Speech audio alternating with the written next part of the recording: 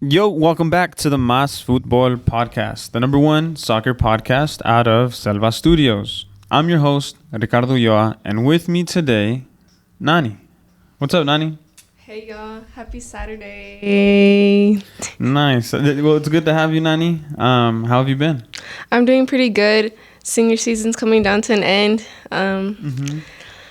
And college is going to start soon. It's right around the corner. How many games do you have left with Santa Fe South?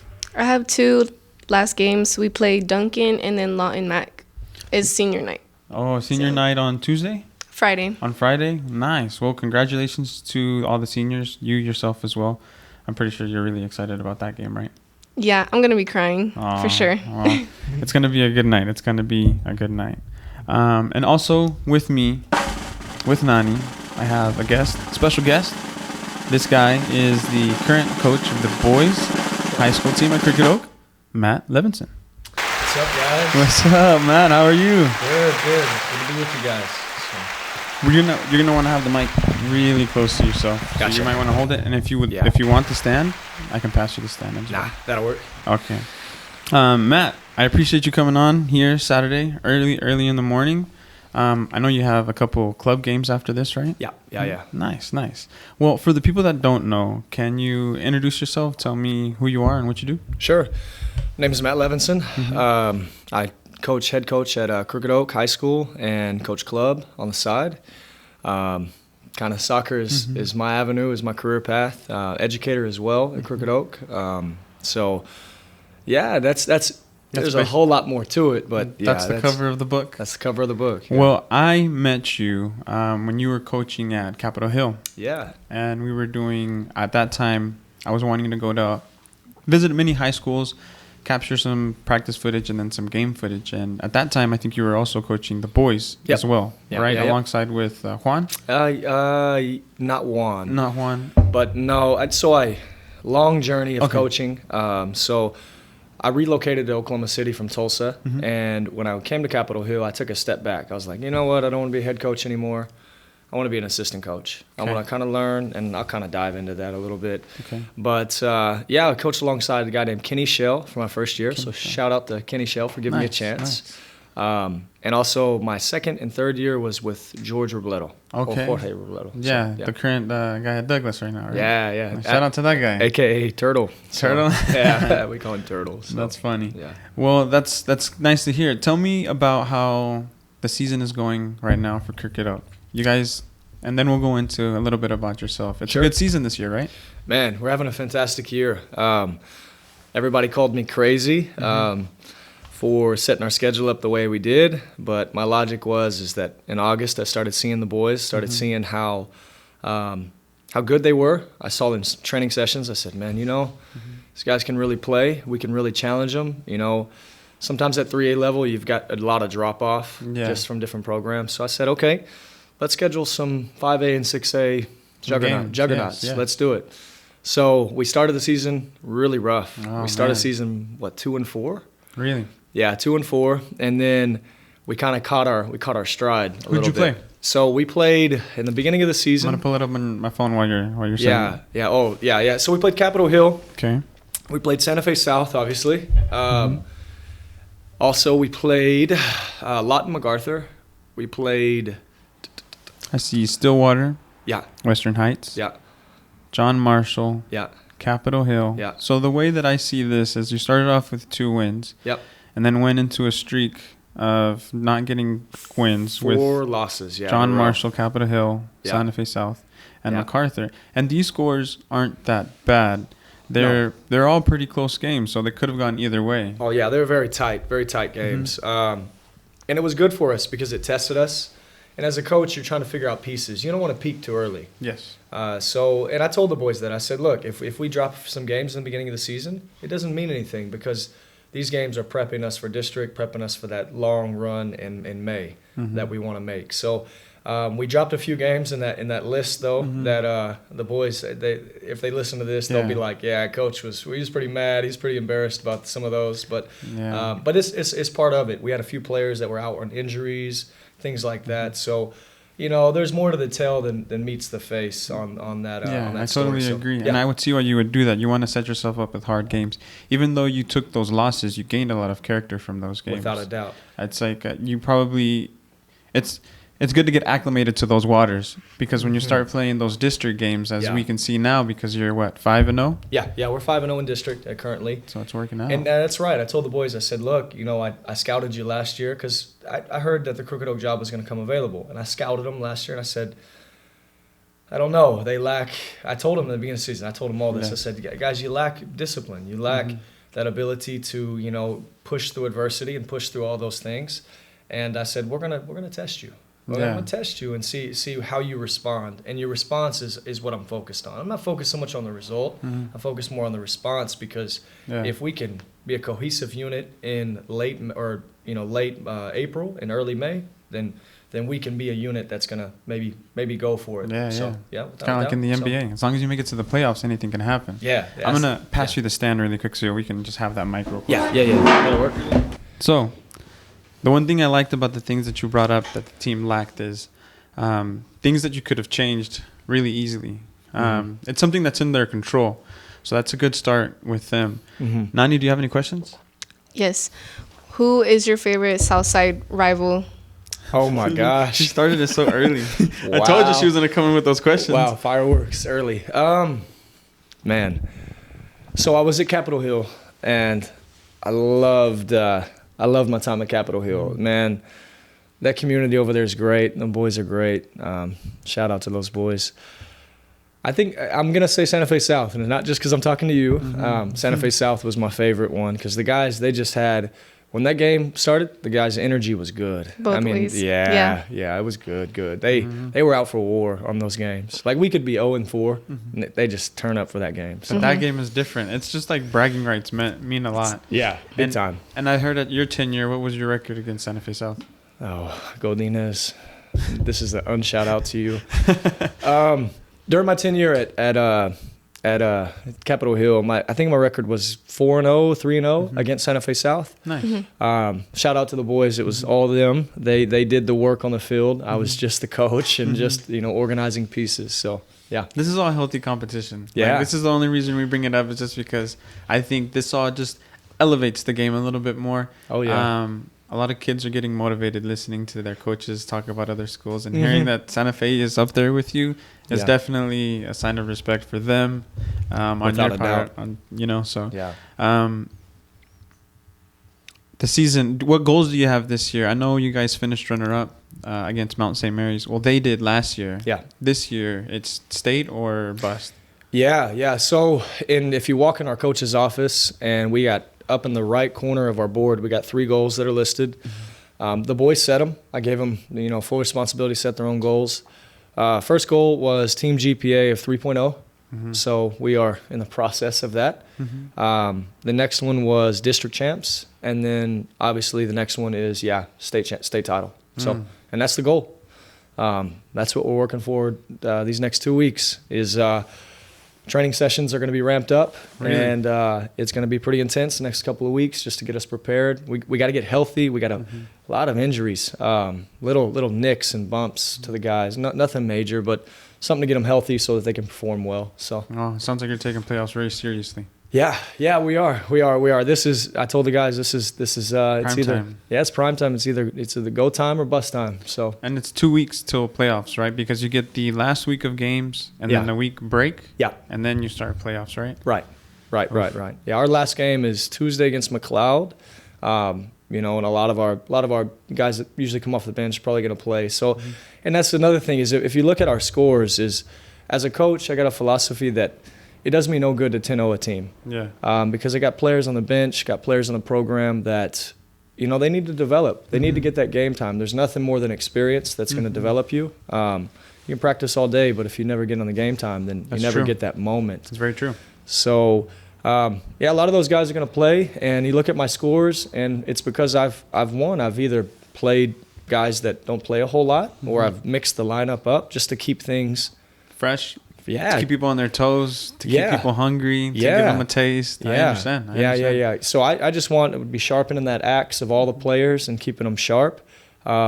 Obviously, in the bigger games, there'll be, less changes that are made. But, we've got some results on there that's like, you should have 10-0'd this team. You should have 10. Well, that doesn't do us any good. That's true. That's very true. And that's good on your part. Yeah. Maybe other teams that don't take that stance, it's probably a little demotivating for those kids that don't get that time. So I think that's big on your part that you're giving everybody an equal opportunity to play. Mm-hmm. Any questions, Sure. Nani?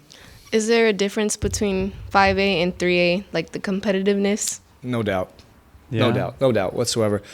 That was probably the biggest shock to me going to a 3A school, coming from a 5A, 6A Capitol Hill, and even my playing experience in a 5A, 6A environment, is that, man, 3A, it just seems like there's 4 or 5 teams that are really competing. Yeah, that are really competitive, and then it just drops off from there. That's nothing you can control at a 3A level. It just is what it is. That's just part of it. Yeah. That's just the amount of kids that you have. But it does give an opportunity for those schools here in the city, that the Harding Charter Preps, that is also having a great season in 3A. Who else is having a great season in 3A? I know them for sure. They're 4A. They're 4A? Oh, they are 4A. They are 4A, yeah. Oh, okay. Yeah. I thought they were 3A. And that's how they knocked off Clinton, I think, the other night. Big win. So they're up for it in their district as well. Yeah. So, and you got, I think, a rising school in 3A is like Heritage Hall at the moment. They seem to be having a good season this year. So Mount St. Mary's up there again. So all that good things. So. Is there any teams that you're just looking out for? Always scouting, always respecting the opponents. You watch soccer or football a whole lot, and on any given night, anybody can take it. You can take it, and Atletico Madrid showed us that the other night. Man, what a game! Yeah, what a game! So they played a 5-5 in that first leg. How do you feel about that style of play, putting 11 people behind the ball like that? Look, and this is like one of the most creative things about soccer or football, right? Is that you can alter and do things on the field to dictate the style of play, to alter, to chop up the game. Yes. That's soccer. That's the beautiful thing about the game, is that you got tactics involved. It's like playing chess against a chess player that plays short moves all the time. So I respect it. I respect it. I don't like it. It's not attractive soccer by any means. Nobody wants to watch that game. Yeah. But if you understand soccer and you love it, you'll enjoy that game. Because they only lost by 1. So, in all honesty, was what he was doing really wrong? No. So, it just makes for great football. And then the whole circus that happened afterwards. Oh, yeah. Like Phil Foden rolling into the field. I thought that was hilarious. Did you get to see that, Nani? You have to watch the clip. It's hilarious. It's funny. So, somebody gets hit, and Phil Foden then starts to roll inside the field, and some guy literally comes to try to pick him up and throw him off the field. But and that's what I didn't know was right or wrong. How do you feel about the player that was on the bench that kind of just stepped in between? Yeah. Was he in the wrong for stepping in between and getting into what was going on the field? Did he deserve a red card, or is he cool for just defending his player? Yeah, and this is like the letter of the law versus the spirit of the law. Is letter of the law, you got a red card him. The spirit of the law, come on, man, let that go. Don't card the guy. They're already 9 minutes past the 90th. So. Yeah, didn't they go 12 or 11 or something? Yes, like that? It was something ridiculous. Yeah. Phil Foden knew what he was doing. He did. Yeah, he rolled on there to waste some time. He did. We've all been there. We all waste time. We know what it's like. Are you still playing at Western? Dude, no. No. You hung up the boots? No, I did not hang them up. There's a sound. Hold on, let me see. No, that's the wrong one. Sorry, I thought it was that doesn't. I think that one gets at it. Yeah, a little bit. No, I haven't hung up the boots. I got knee surgery. I had my tendon. I got what's called a debridement of my tendon. For you Carmelo Anthony fans, he had the same thing on his knee.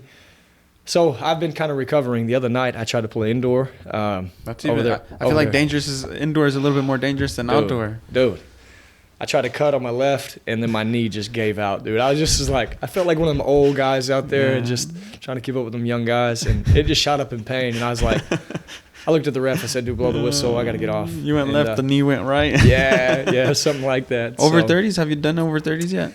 I haven't. I'm not 30 yet. No, you're not? Yeah, I'll be 30 next year. Oh, okay. Well, actually, in a couple months. Over 30s gets pretty fun sometimes. Yeah, man. I'd love to play. Shout out to anybody who invites me, maybe. So, I can still play. Could still get. I've lost my pace though. You know how it is when you get older. I You hear lose you. your pace. So you've had to reinvent the wheel. Start getting smarter, try Oh, to run yeah. less, position yourself a little bit better. Oh yeah. I totally understand what Let you're all the saying. young guys run around you and just be that like Pirlo in the middle. Yeah, So, no, yeah. I'm no longer playing at Western as well. So Mhm. I've been taking advantage of those 4 hours that I get back on my Sunday. So Right. It takes so much time. And like when you play, you're so dead. Yeah. You go, especially during the summer, right? Yes. You go home and you just want to lay on the couch and your wife's looking at you if you got kids. She's like, dude, get up. Do you have kids? Yeah, I do. Shout out to my daughter, Milana. She's, Congratulations. how old is she? 9 months? 9 months, really? Yeah, Nice. yeah. Wow. She's so so you're- precious, man. Yeah. I know. Yeah, she's Girls precious. are different. Yeah. Girls hit different. I mean, They do. I have two. I have a boy and a girl. My son's the oldest, but whenever I had my daughter, it's just weird. You don't Yeah. look at kids any different. You're gonna love them all the same, but girls Yeah. just hit you a little different. Yeah, it does. It was funny because when we did our gender reveal and all that, this and that, I got my best friends growing up. They know me well, and they were like, "Yeah, it was Gonna be a destined to girl." be when you were to have a girl." I said, "Yeah." Why is that? Because they were like, "Yeah." They call it the player's curse. Yeah, a Is little it that? bit. Yeah, a little bit. Oh, that's funny. That's all we'll say there. So Well, that's good. Congratulations, man. Thanks. First 5 years are really important, so take advantage of it. thanks, appreciate that. Yeah. And then you're gonna No be doubt. coaching, so maybe she'll be kicking a ball soon. Yeah, that's the plan. You're older parent, you've got kids, want to foster the environment for her to play. But, if she see what decides happens, that huh? she doesn't like it, it's okay. It's all right. That's good. That's kind of how I approach it. I'm just like, it's But- okay. It's all right. Yeah, but I will try, for another one. Just See what happens. See what happens. Yeah, I hear you. Yeah. Nani, any questions? No. No? I'm chilling right now. Okay, she's Listening. chilling. She's chilling. She's chilling. You're also a coach at Rangers. Mm-hmm. I had Neil over a couple episodes ago, Yeah. and he's also at Rangers along with the good guy Danny. Yeah. How has that been? Is this the first place that you've played? Nah, I've coached. No. Coached. Yes. Sorry. No, but shout out to Neil. That was a great episode. I didn't know he had coached you. That guy has got some skin in the game, doesn't Yeah, he? he has a lot of players under his belt. Yeah, so it's been great. When I first relocated to Oklahoma City, I went over to Norman Celtic because I was living out of Norman, and I had met Adam Kay, who connected me to somebody He's there. also killing it as well. Yeah, he really is. I have a lot of respect for him. Yeah, and I started at Norman Celtic. I had a girls team, had a 2013 girls team, and it was great. It was really great. And then I actually met Danny and Mitch. I knew Mitch because I played with Mitch Sowerby in college. I met them at a Southside rec center that a few other guys called a meeting, and it was like, I was supposed to go to that meeting. Yes, it was we going invited to, you, yeah. Yes, I was Yeah. supposed to, and I forgot what came up of it. But I Yeah. think Javier did end up going. I think so. Yeah, and he was Javi able went. to pass Yeah. the message on to Yeah. me. Yeah. Funny times. Yeah, man. So we had that meeting, and it was a real awkward meeting because you had people from different clubs and backgrounds all coming together, and the whole goal is to brainstorm how to get a club started on the south side of Oklahoma City, like a true organized club that was really coaching centered and trying to develop some of the talent that's here in the south side, which is a lot. There's a lot of south side talent. But what came out of that meeting is that a few months, maybe a year later, Danny just messaged me out of blue. It was like, hey, really kind of like your mindset, really like these things. Here's these teams that we have available for you on a coaching slate. Are you interested? I said, heck yeah. I said, heck yeah, because shout out to Danny. I got a chance to pick his brain that day, and I was really impressed by him. I didn't know him very, very well, but what he was saying, I was like, you know what? I'd like to coach underneath that guy because he puts the players first and he develops the players. And, as a coach, you got to take what you get and you got to develop them. And, and this isn't a knock against any other coach, but when we just focus on the top talent and having these elite teams, it really doesn't make us better coaches by any means. So, and that's what I loved about Danny Danny was out in Yukon and Mustang area, and sport, soccer's not the number one sport out there. It's not. No, it isn't. So, versus Southside, soccer's king over here. So, it challenges your coaches to develop those players and those teams. So, yeah. Anyways, so shout out to Danny for giving me a chance. I transferred from Norman Celtic over to the Rangers, have a 2008 team, and then have a 2015 team. So I got little guys, And then like older guys, like an older group. They're little, good. Little medium Keeps sized it guys. keeps you balanced, you know, a little bit of both. And to bring Yeah. it back to what you had said, it's and working on kids now that are at a beginning level. I think that's really important because the base is just as important as getting a player who already has a base. Yeah. Now you're getting to mold a player the way that you want to. Yeah. Making sure that everybody can pass correctly, receive correctly, turn correctly. Yeah. And starting from a good base like that, I think will yield really good fruits. Yeah, and no doubt. Those places that Danny's in, I mean, sure, soccer might not be dominant, but the one thing that is out there is kids. Yep. And then maybe they're wanting to try something new. Yeah. Maybe somebody doesn't want to play football. Yeah. Football players that transition into soccer are also really good with good feet. For Yeah. some reason, transition really well. So Yeah. all they need is just a little fixing up of the base. Yeah. You know what I'm saying? So I think what you all have going on at Rangers is really great. And it's going to be really great here 10 years from now, too. Yeah, so. yeah. And I'm in it for the long haul, as long as, you know, I'm there.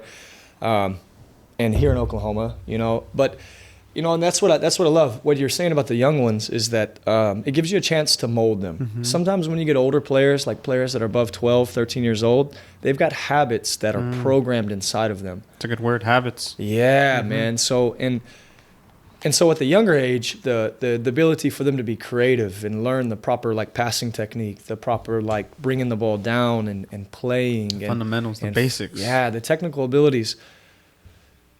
You can really form them. But when they're older, man, you've got to chip away at some of those bad habits that they've learned. Like maybe they've been really, really athletic. I can get away with it a few times. Or really skilled, so they just decide to pass the ball a little late when they could be a clinical finisher. Yeah, exactly. I get what you're saying. That's spot on, yeah. So, and that's been the challenge with the older team is that, you know, I tell them all the time, and shout out to my 2008 boys if they listen to this or their parents listen to this. I tell them all the time, I say, guys, you're about 2 years behind developmentally, like technically wise. We've got to play catch up.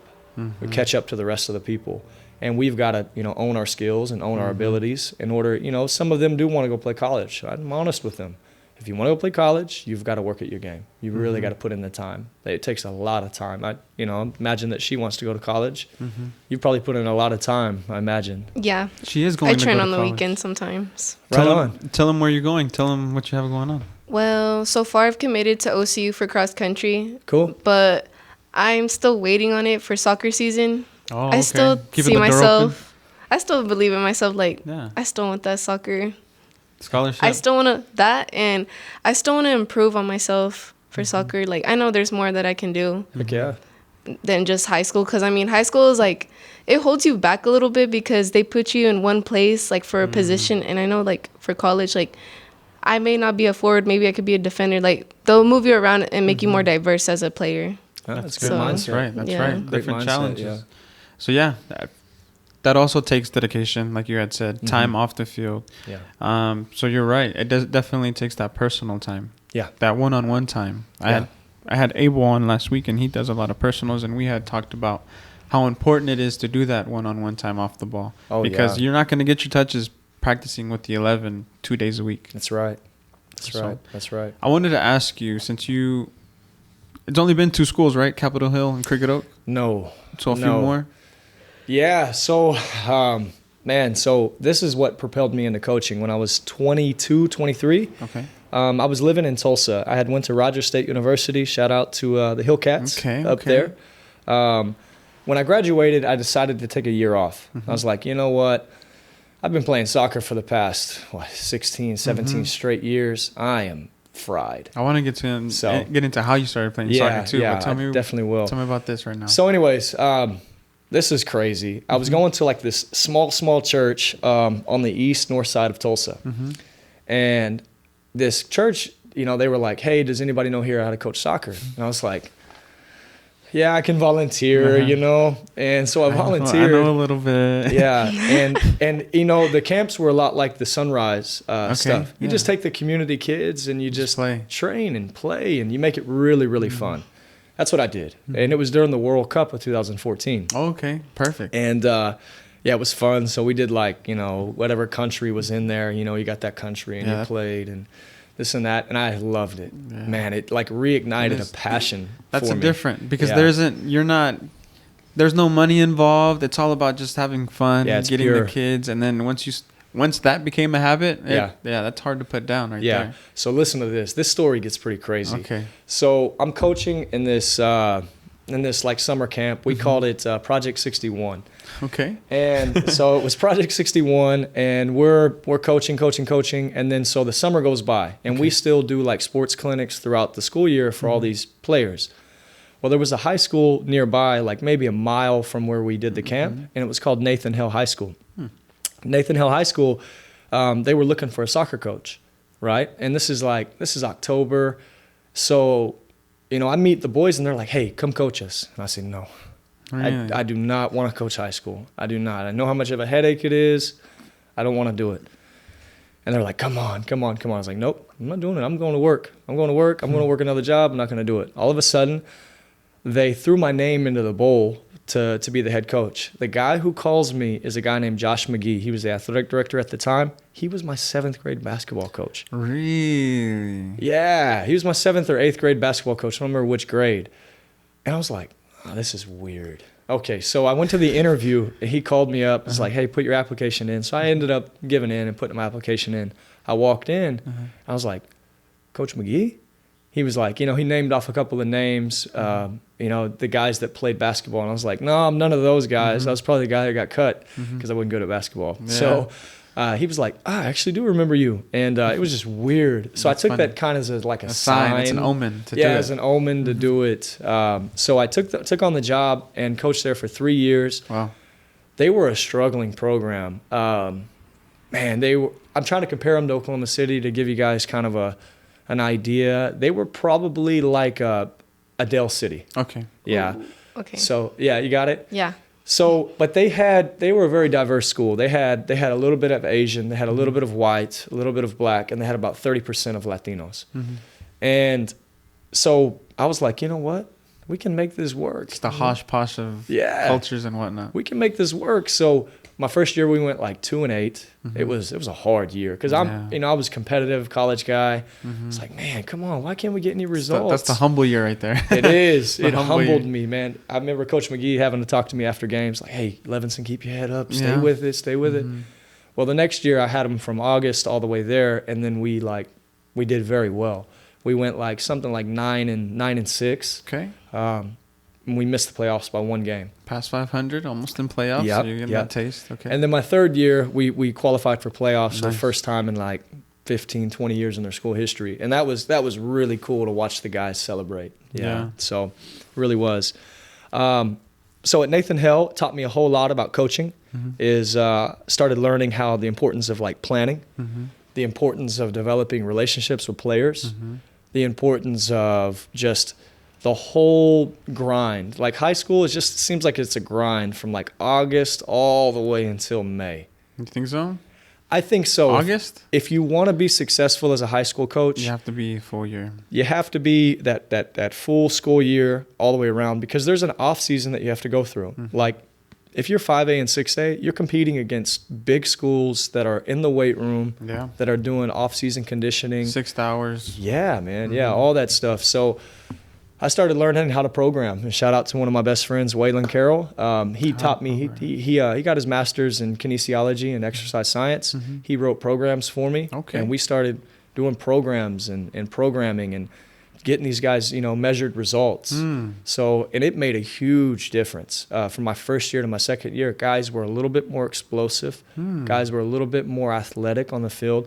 And I'm not a typical American that just focuses on, athleticism and running. But that's good. Yeah. That's something that you can track. That's progress you can show. Yes. You were measuring their 40, their 100, and that's something that I haven't heard anybody really do just yet, because I can see where you would benefit from that.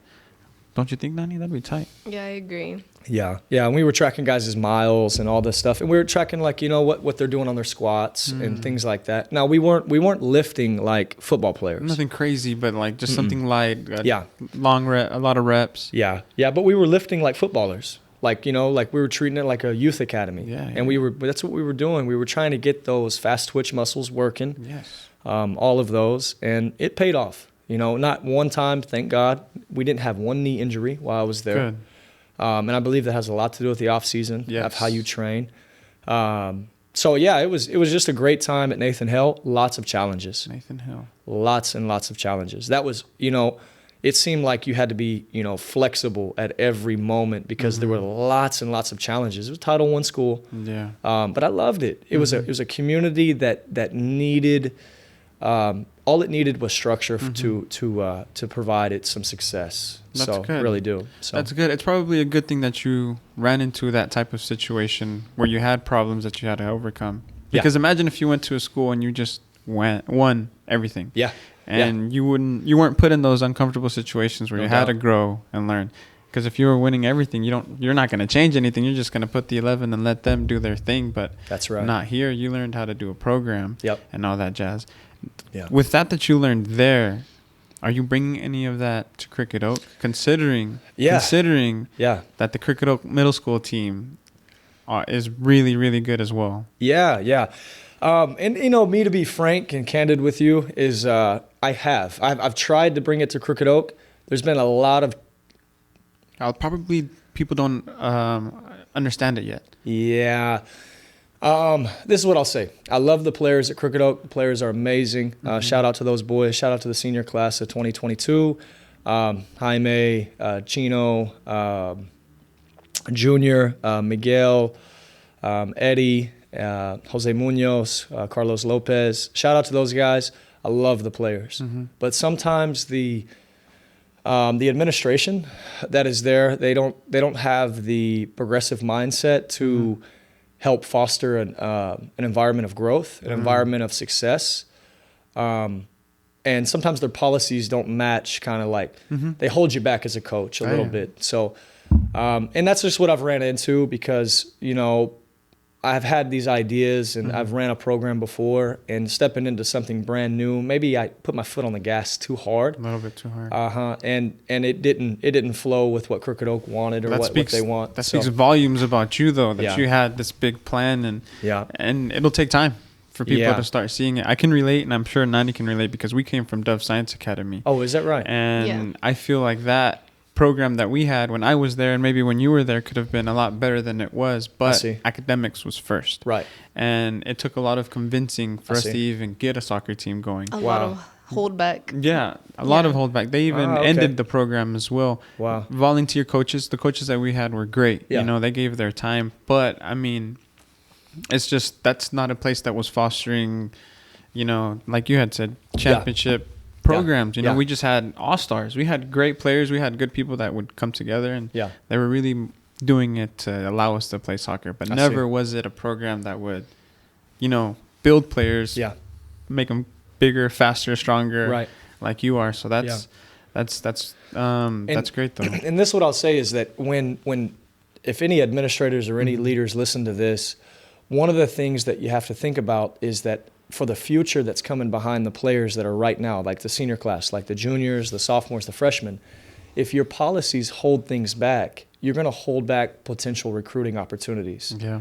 So, and that's been the hard thing for me this year is that I'm connected to a few college coaches, and they'll call me, they'll talk to me, and they've scouted us a few times and coming out, and they've told me like, hey, your boys lack a little bit on this side or something here. And I'm thinking, man, if we would have went through our off-season program, this would be maybe a little bit different, different results. So, yeah. And then you're a teacher at the school as well, as a high school teacher as well. So you get to see your students as well. Yeah, every stinking day. Yeah. Yeah. Well, hopefully it works out for you, and I'm sure it's going to. It's just going to take time and a little bit of convincing, and maybe after you win that state championship this year, things will kind of start rolling your way. Hey, take nothing for granted, but that's the goal. That's the goal to pop the bubble. So pop the bubble. That'd be good for Cricket Oak. That'd be good for Oklahoma City itself as well, because the more state championships Oklahoma City holds, the better everyone kind of becomes. That's right, and that community needs it.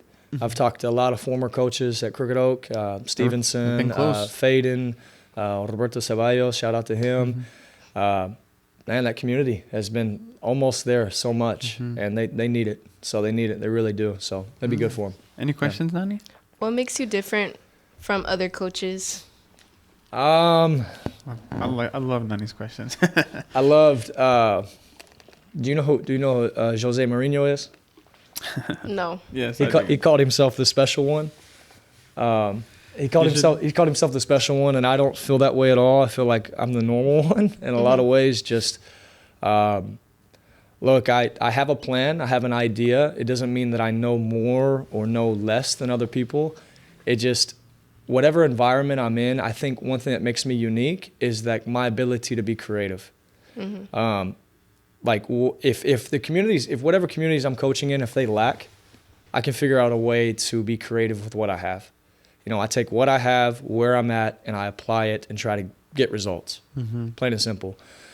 Yeah, and I look to have fun. I coach with a lot of passion. The guys know that. At games, you'll see me very calm, but at training sessions, I'm kind of crazy, and the guys know that. Like this week, we've been preparing to play physical and to get into some of those battles in the playoffs, and we're preparing our mindset. The guys think I'm crazy. They think I've lost my mind. But I haven't lost my mind. It's my mindset towards getting them ready. So, yeah, I mean, makes me unique, if I want to use that word. It's just, look, I like to be creative. I like to be creative with what I have and whatever players I have. So, yeah. I like that answer because, like you said, you're working with what you have, not complaining about not having what you need. Yeah. And that mentality that you're going to bring onto those kids is going to be clutch. Those few minutes when they're tired and they're gassed out at the state finals and they just need one goal to tie it up. And it's all about mentality. It's all about mentality. If you can make them believe it, it's going to happen. Once you start telling yourself that you can't, your body inside just starts. That's so true. You're only limited by your thoughts. It's kind of like the law of attraction. Yeah. I like love that. I love that. And it's just so true. You just have to believe it. So you have to be crazy like that. Without a doubt. Nice. You watch EPL, right? I do. Who's your team? Oh, Liverpool, man. Really? Oh, yeah. I love Liverpool, bro. Nice. Yeah, without a doubt. So what do you think about this race that we have going on right now? So good for soccer, man. It is good for soccer. It's good. I was caught between a rock and a hard place watching the game Saturday between Man City and Liverpool because I was texting my buddies like, hey, I want them to win. I want Liverpool to win. I'm a Liverpool supporter. But I said it would be kind of better for the race if they drew. And sure enough, they drew. Yeah, and I was like, yeah. Well, that VAR goal that they took away was really close. It was close, and I don't know where you stand on that VAR stuff, but when it gets to those close calls, I almost wish that it didn't exist. Yeah. To be honest with you. It's a catch-22, though. I feel like sometimes they call some that they should, and the other. I feel like it's really inconsistent considering how consistent it should be. But it's not. Because it's technology. Is basically a robot that's calling it. It's a catch-22 though. There's some calls there that you're like, yeah, I'm glad there's VAR there. You know, it depends what side you're on too. Like if you're a City supporter, you're like, that's a goal. If you're a Liverpool supporter, nah, you're offsides. Well, that's soccer for you, I guess. Yeah, no doubt. And then if the stars line up, how crazy would it be if they met in the finals for the Champions League? Oh, I have them picked. Yeah, I have them picked for the final. You think so? Without a doubt. Yeah, I think it's destiny in a lot of ways. 4 years of them, and I'm sure you saw the stat of them being like the last 4 years of earning like 338 points and 337 points. It is an era, and we're blessed to be able to see it. So I hope to God they make the final. That would make for a good final. It would make for a good final. If you can pick out of those two coaches to either have played under or to have work under as an assistant coach, which one would you pick? Without a doubt, Jurgen Klopp. Yeah, without a doubt. He's the one that drew me in to be a Liverpool supporter. Shout out to my roommates Eddie Cho and Waylon Carroll, big South African and a Korean guy I was in college with. They were huge Liverpool supporters. Every Saturday morning we get up, they'd have the games on. They're the ones that got you hooked? Yeah, and we're talking through the what's his name? What was the coach before Klopp? It was Hutch. Was it Rodgers? Rodgers was there for a bit. Yeah, it was him, and they would watch the games, and they would be during the bad time. They were there for the bad times, and now they were there in the bad times. Yeah, so then they got me hooked. I started, when Klopp signed over from Borussia Dortmund. I started watching, and I was like, man, I like this guy. I like what he's doing, and I like how he's. He's not buying the most expensive players by any means, but he's buying players to fit his system. Yes. Which spoke a whole lot to him as a coach. And then his ability to be charismatic with not only the media, but with his players. He seems to connect with them at a different level that other coaches don't. Yeah, he really does. And that's something I notice and something that, I try to mimic. I've been trying to read his books a little bit and get his mindset. Yeah. He looks like he gives great hugs. That book. Huh? He looks like he gives great hugs. Seriously, man. He's like that uncle or that grandpa that everybody gives good hugs. Yeah. And you said your wife got you that book? Mm-hmm. Yeah. Shout out to my wife. One, my birthday, she got it and was like, "Here, you should read this." And I was like, and it's a long read. It's yeah, it can be dry in some moments, but it's good. What would you say you've taken out of that book? Man, just his ability to, no matter the results, is stay consistent. Stay consistent. And he found ways to connect with people in the community, whether it was players or whether it was their. The thing about Klopp is he comes from a small town in Germany. And he took that small town mind. Like, if you ever met anybody from a small town and they're real friendly and they like to like talk to people, that's how Klopp is. He just likes to talk to people. He's real friendly.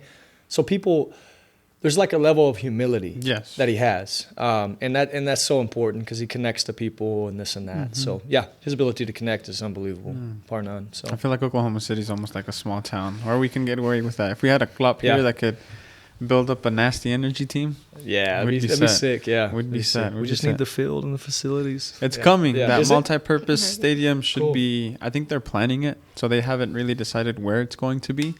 But once they do, they're gonna start building that. Have you heard of the possible locations where it could be? I have not. So there's 3.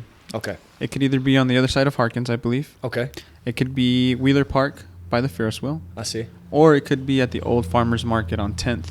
And almost Penn, 10th and Agnew, that farmer's market. Is that northwest? South side. South side. It's just right here off of Reno. Yeah. Those where do you want it to be? Man, honestly, I don't think it could go wrong in either 3 of the locations. I see. It'd be so nice to have it downtown with the ballpark on the other side of Harkins to be able to go to games Saturday afternoons and then be able to walk over to the downtown area. Yeah. Whether it's through like an electric car or a scooter and whatnot, that'd be sick. That would be sick. To have it at Wheeler Park here closer to the neighborhood would be really nice for the neighborhoods and just to have some entertainment there with the Ferris wheel that's across.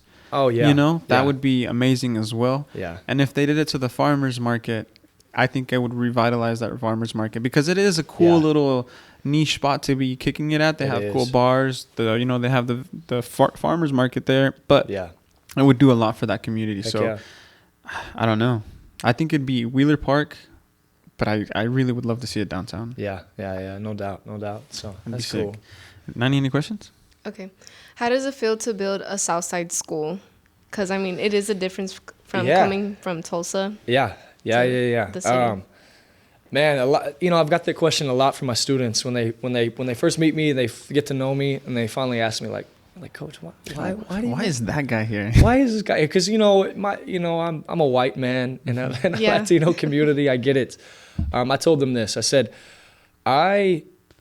your community speaks the same language that I love. And that is soccer, that's football.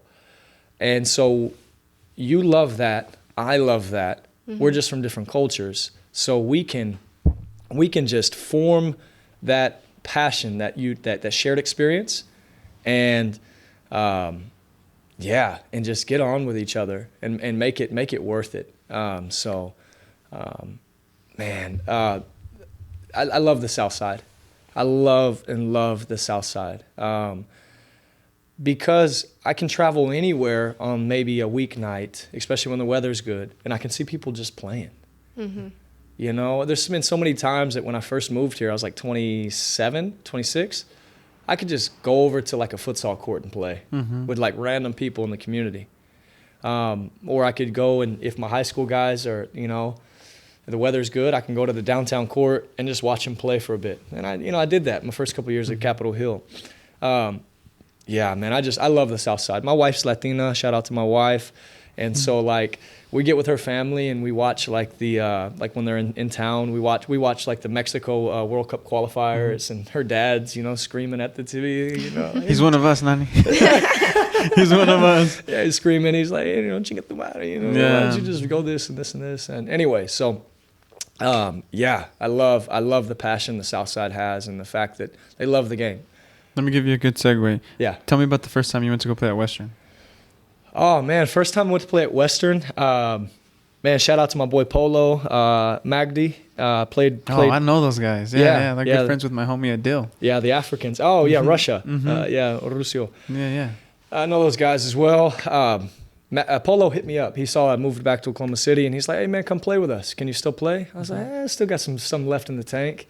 And I loved it. I mean, I played in the Latino leagues in Tulsa with some of my boys, the Peralta family, and I loved it. You know, it gives me a little taste of little Mexico. I mean, it's just You're it's like just he's nice. invited to the cookouts now. Oh yeah, no, he's cooking the meat. He's pouring the Modelo on the meat and That's everything. great. That's great with the onion. You Yeah, know, all that good he stuff. cleans the grill with the onion. What do you mean? Yeah. No, I loved it. It's a true cultural staple of the South Side. Like if Western was not here, the South Side would not be the same. No, That's what I feel. So, and it was great. I mean, the fields are not the best. Not the best, but that makes it. Yeah. You know, and everybody Yeah. plays with the same fields too. Yeah. So it's just Yeah. that's part of the Yeah. part And of you the meet side. so many different people there. colleges. Yeah. There's some ballers, Yeah. professional players, Yeah. players Old that dads. get dads. Yeah, I'm Yeah. out there. You know, people there that you get paid go. to play. Yeah. But there's also a level of competitiveness, and I think everybody respects that about it. You know, when you go Without to a play, doubt. you know Without a you're going doubt. to be playing against everyone that just wants to win. We're Yeah. not going out there to lose. But Yeah. on top of that, it's also people getting away from their weekly stress. That's you know, they true. look forward That's to their very true. Sundays. Yeah. Some people will show up, play, stay 4, 5, 6 hours afterwards to Yeah. watch everyone else play. Yeah. You can go by yourself and end up finding someone to hang out with. That's so right. if you're That's by true. yourself, don't worry about it. You'll Yeah. find something. That is so true. And there's people that don't play that will go and just hang around. Like Yeah. for the teams that you've played with, I'm Yeah. sure that there's people that would never play but would just go Yep. just to support the team. Without a doubt. Yeah. Whether they're getting the water bottles, there's just a big community Yeah. amongst communities out there. Yeah, without a doubt.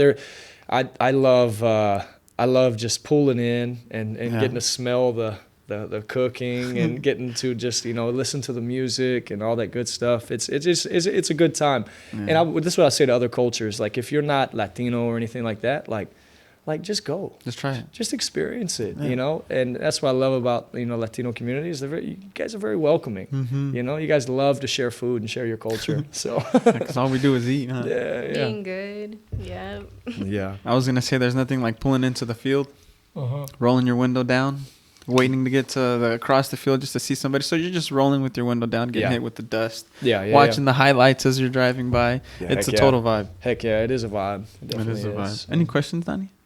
No. No. Yeah. Since we're on the topic of Southside, what's your favorite restaurant? My favorite restaurant, my favorite type of food is Italian, actually. I love Italian food. But my favorite restaurant, that's a tough question, my man. That's a tough question. Yeah. I'm gonna give away Okay. my whiteness here, I guess. It's okay. Hey, Chipotle is my favorite. Chipotle's good? Yeah, man, I could eat Chipotle 5-6 Yeah? nights a week. Yeah, there's no doubt. You like Chipotle? Yeah. I don't really go there that much, but I Yeah. mean, it is good. It is yeah. pretty good. I like their burritos. That's about the only thing I'll get there. Just Yeah. a big old wrap with all that ingredients inside of it. Yeah. I guess I don't really crave Mexican food because I'm like, I Always- eat it every I day at always home? eat it at home. Yeah. That's how I feel too. That's Yeah. how I feel too. Right on. When we were talking about Western, it brought back a memory of when I had gone to record some playoff games.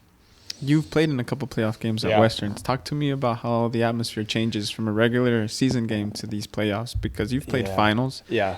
Did you win that final? No, No? we lost. And penalties. Yeah, we lost in penalties. Talk to me about that whole process of going through the Yeah. quarters, the semis, making it to playoffs. Yeah. There's an old photo of from 1950. I think it's from when the World Cup was in Brazil, and Brazil played Uruguay, Okay. and they They lost. lost. Yeah, Brazil lost that game. But you see the picture of all the fans that are surrounding the field, in a small microcosm way. It gave me that type of feel that I love the fact that the players were Just wrapped around. just wrapped around. The fans are wrapped around. I actually got a red that game. Really? So yeah, it wasn't too good. It wasn't my fault though, really. What happened? So I'm running down the line, and we're attacking the goal towards the bathroom. You know where the bathroom is? We're attacking that goal, and that sideline's dirt. The whole field's dirt, but it's really dirty right there. And I take the touch around the guy, and he hacks me down. But when he hacks me down, because of the referee didn't have any room to move back because the fans are right there, I ran right into the ref. Oh. And so I stumble into the ref. His flag falls down and hits me in the face. So I just I'm on the ground. I take his flag and I just kind of throw it at him like this, like throw his flag. He says they went like this, but he probably went. Yeah. So his flag hit him, and the referee they immediately just gave me a red. But it was 2 minutes to go. This and that. So it was 1-1. But anyways, finals. Yeah, a final. Yeah. Yeah, I felt like Zidane. No, I'm just kidding. Yeah, You're just if I was going to get a red card, I should have just kicked it at him or something. Yeah, right. A good red. So, the finals are great. The environment is so good. You got so many people out there watching, and I love the fact that when you do a skill, the crowd loves it. It's kind of like a stage, and you're performing, and basically, and the vibe. Like you said, it's a vibe. It's a vibe. It's a good. Vibe. Yeah. I forgot who we had on that was explaining a story about how when they spoke to the ref, they basically said, hey, what field are we going to be on? And when they picked a side, they said, hey, when we pick a side, you hurry up and take all your stuff and head that way. And he was like, why? Why would I do that? Because the second they decide which side they're going to pick the penalties on, everybody swarms there. And if you don't take your stuff, you're going to have to go through a crowd of people. That is true. Or your stuff might get taken if you don't take it with you. That is true. So, Yeah. Shout out to those guys at Western. Yeah. Nani, any questions? Okay. What is your soccer drip? Do you cut your socks, cleats? My drip. Yeah. Do you wear high ankle socks with the cutoff socks for the texture? What's your thing? So for the longest time, because I'm more of Ricardo's age, for the longest time did you do that growing up? What? Cut your socks? I took that late. But it is super comfortable. I love that. Yeah, so I didn't do that growing up at all. No, neither did I. We double socked. Mm-hmm. We wore the white socks over the dark sock. Which was probably worse. Yeah, probably was. Your friction, it's not good. Not good. So anyways, the boys, my high school boys, shout out to them. They convinced me. Coach, just try it. It's comfortable. And so one indoor game, I decided to try it and was like, yeah, this is nice. It is. So I like to, in your words, my drip. I like to cut the socks and do that, but I like to wear my socks real high. Okay. Extremely, extremely high above my quads. So, yeah. You're one of those. I'm one of those. And then usually, I know I wear Nikes right now, but usually I'm an Adidas guy. Adidas guy. No, I love checks Adidas. over stripes all the way. Yeah. Checks. Yeah, checks over stripes. There you go. Yep. No, I love Adidas. I just love the way they feel. I did the mystery boots, that thing on soccer.com. Yeah. Got some freaking vapors. Did you really? I was like, man, I want to sell these things. Risky. But yeah, so anyways. You could have tore them up and then just took them back. That warranty. Have you ever used the Nike warranty? No, guys did it in college all the time, though, yeah. It sounds a little too good to be true, doesn't it? But it seems to work. Do you know the Nike warranty? You can return it back and you get it for free or get the same thing, right? Basically, it gives you 2 Yeah. years. If your shoe rips from playing, you Yeah. can send it back and they'll give you the refund. Yeah. And supposedly Heck yeah. that just goes on all their soccer shoes. Yeah. So some people would take advantage of it. Where Heck yeah. if a new shoe's coming out, well, One guy plays season in them and just take a knife. yeah, somebody got stepped on. So Yeah. that's funny how you said the socks. I think that's a question we should ask everybody: is how do you wear your soccer socks? How do you wear your soccer socks? Well, I just started to cut it, and I bought grip socks, and I put on my grip socks, and then the regular sock, and I think it makes it easier because the grip sock's already thick, and then the grip is inside the sock and outside, so it gives me more traction for my cleats when I play. And I noticed a difference. I can play more quickly, even though I'm crippled. I'm still making some moves, Okay. Yeah. I need to try those grip socks. I haven't tried. I got mine on Amazon. They're $20, but it's worth it though. Yeah. My friend Franco has the Mastro Okay. socks. Okay. So if you guys are looking for some cheap, really good grip socks, I think they sell them at Soccer USA. Right on. Good plug from my friend. But isn't it true about soccer players or footballers is when you feel good, you play good? That's the fact. It is true. I wear mine sometimes under my knee. I have worn it over my knee. Yeah. But when you're feeling dangerous is when you wear them low right over your shin guard. You know what I mean? Like Tati. Yeah, when you're a Toti kind of guy, when you see those, it's danger. Yeah. Your coaching club. Yeah. You're going to be going to a game after this. By the time this comes out, Sure. we'll already have the result. But who do you play and who do you play with? So today, I play Rangers. We're playing against Enid FC. Okay. So they're obviously out of Enid. Play at 11. So we play at good old Taylor Park. So Nice. yeah. Does Enid have a few teams? They do. I know they have a 2008 team, but I don't know if they have anything else besides that. I imagine they do. Whoever's in Enid right now, a lot of respect for him because he's not just at the high school, but I think at the club level, they're trying to get like more traction of things going on, and they got some ballers out that way. That's what I was alluding to, because whatever they're doing, it's working. Yeah. And they, in their district, they beat Union this year. So I think the winner of that district will be whoever wins out of them in Jinx. Oh yeah. And that's a statement game right there too. Winning that game will probably make you favorites to win state. Yeah, without a doubt. 6A. So shout out to those guys in Enid again. I'm trying to see if I can get some of them on too. So. Yeah. And then somebody reached out from Guyman as well, wanting to jump on the podcast. I said, hey, if you're willing to drive down here, I'll have you down. I'll have you on. Big Hispanic community in Guyman as well. So have you ever gone to play against Guyman? Not yet? Fortunately, we have not made that trek. But we've, in Capitol Hill, we played against Guyman in district. So and I noticed they had a lot of Latinos on their side. So they were decent. So decent. Yeah. Not any questions? Drip. Mm. Well, we've been on for an hour. Matt, I appreciate you for coming on. Yeah. Have you had senior night at Cricket Oak yet? Yeah, we had senior night last Tuesday against the one and only Douglas High School. That's such a good question to ask right there. Oh, baby. Talk to me about that one, because Mario and George were really excited about that game. Yeah, no doubt. It had a lot of hype going up to it. Obviously, them coming on the podcast and hyping things up really helped. They stirred the pot a little bit. They were stirring it. How was it when you heard the podcast? Did they warn you about it, or they just recommended you to listen to it? Yeah, they warned me about it. Yeah, Mario did. He called me after he left and was like, hey, man, I just stirred the pot on the podcast up. 1 a.m., like, hey. Yeah. He had called me late. So anyways, me and Mario are pretty tight.